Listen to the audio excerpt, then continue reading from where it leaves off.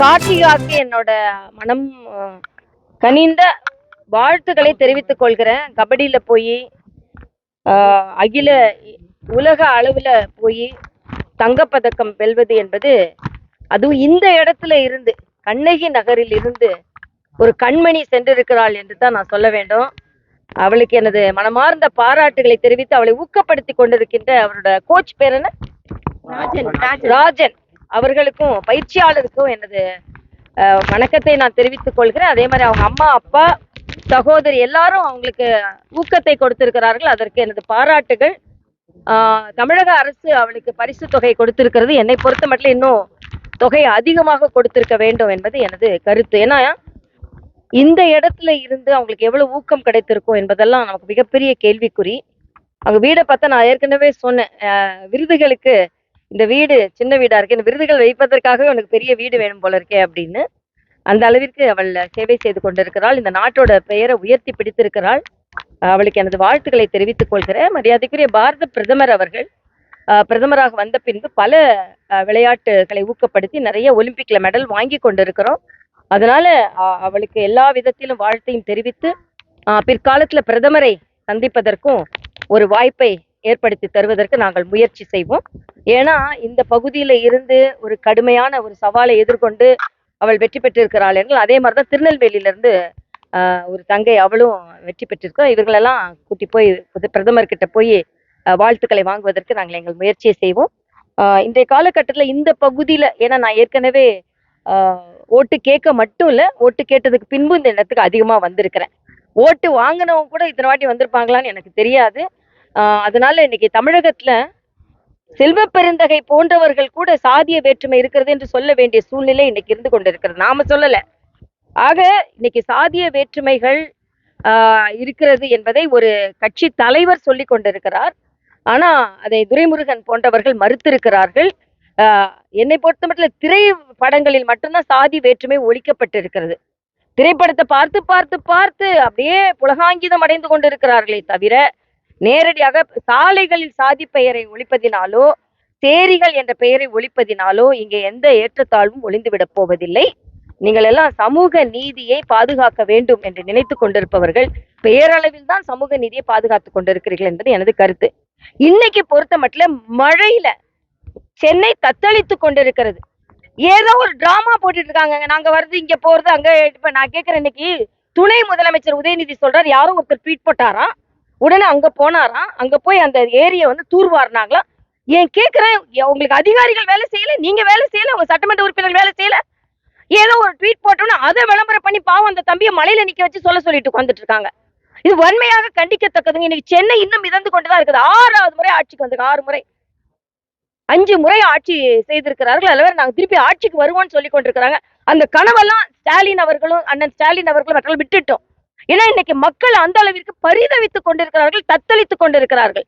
இன்னைய பொறுத்த மட்டும் அவங்களுக்கு எல்லா கவலையும் இன்னைக்கு வாக்காளர் சிறப்பு முகாம் மேலதான் இன்னைக்கு இருக்கு. மழை முகாம் மேல கூட ஸ்டாலின் அவர்களுக்கு அக்கறை இல்லை. வாக்காளர் சிறப்பு முகாம் எப்படியாவது அதை பற்றி ஏன் இவ்வளவு பயப்படுகிறார்கள் எனக்கு தெரியல.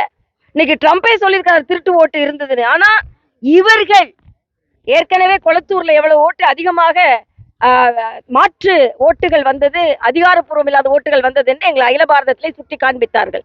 இன்னைக்கு மழைக்கு செய்யற ஏற்பாடை விட நாளைக்கு அந்த சிறப்பு முகாமை பார்த்து புலி வருதுன்னு பயந்து கொண்டு இருக்கிறார்கள் என்றால் பதற்றத்துடன் இருக்கிறார்கள். ஏனென்றால் உண்மை வெளிவந்து விட போகிறது என்று.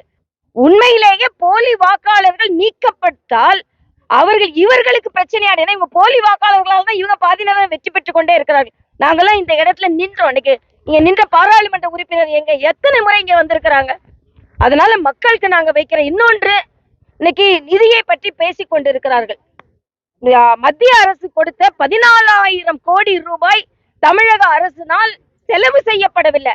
இன்னைக்கு நிதின்னு சொல்லிக் கொண்டிருக்கிறார்கள். தமிழகத்தில் உள்ள அமைச்சர்களின் அவ்வளவு பேரோட சொத்தை எடுத்தாலே தமிழக பட்ஜெட்டோட அதிகமா போகும். எப்படி உங்களுக்கு எல்லாம் இவ்வளவு சொத்து வந்தது? 7 அமைச்சர்கள் மீது ஊழல் குற்றச்சாட்டு இருக்கிறது. இன்னைக்கு இவங்கள எப்படி சம்பாதிச்சாங்க? இவங்க அது கொண்டு இன்னைக்கு ஒரே ஒரு விஷயம், இங்க நம்ம பள்ளிக்கரணை சதுப்பு நிலம், இந்த பள்ளிக்கரணை சதுப்பு நிலத்தை 2000 கோடி ரூபாய்க்கு ஒரு தனியாருக்கு ஒப்பந்தம் கொடுத்திருக்கிறார்கள். இதை எப்படி நீங்க அனுமதிச்சீங்க? எல்லா இடத்திலும் ஊழல்.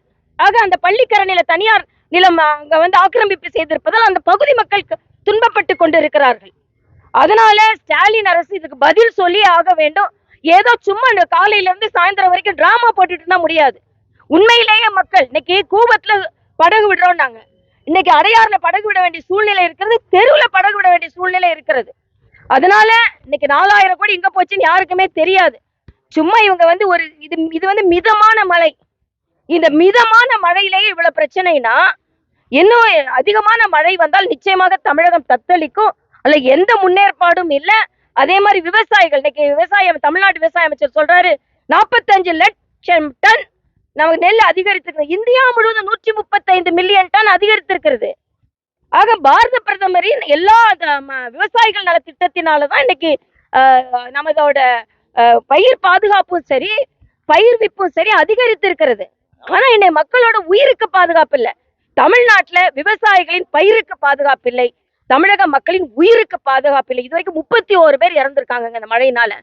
இது இந்த நேரத்துல நம்மளால ஒப்புக்கொள்ள முடியுமா? ஆனா மாரியினால் மக்கள் துன்பப்பட்டு கொண்டிருக்கும் போது மாரி செல்வராஜ் படத்தை பார்த்து கை குலுக்கி கொண்டிருக்கிறார் முதலமைச்சர் அவர்கள். அதாவது மைசன் முதலமைச்சர் ஆயாச்சு, துணை முதலமைச்சர் பைசன் தான் போய் பார்க்கணும், மற்றவங்க சன்களை பத்தி எல்லாம் கவலை இல்லை அப்படின்னு. இன்னைக்கு மழை வந்துருச்சுங்க, சன்னை காணோங்க. நிச்சயமா சன் காணாம போகும் 2026ல. ஏன்னா இதுக்கு ஒரு குறியீடு இன்னைக்கு. அதனால தமிழக அரசு சரியாவே நடந்து கொள்ளவில்லை. எல்லாத்துக்கும் மேல எனக்கு இன்னைக்கு எல்லாத்தோட என்ன, ராகுல் காந்தி இவர பிரதர் அப்பான்னு சொல்லி பார்த்தாங்க எல்லாருக்கும், அது மக்கள் ஏத்துக்கொள்ளல. இப்ப ராகுல் காந்தி எப்ப இவர் பிரதர் பிரதர் பிரதர் தான் சொல்லுவாராம். நான் கேட்கிறேன், அந்த பிரதர்கிட்ட சொல்லி இலங்கையில தமிழர்கள் கொல்லப்பட்ட போது ஏன் அந்த பிரதர்கிட்ட சொல்லி நீங்க நிறுத்தல? ஆக அந்த பிரதர்கிட்ட என்ன சொன்னீங்க நீங்க?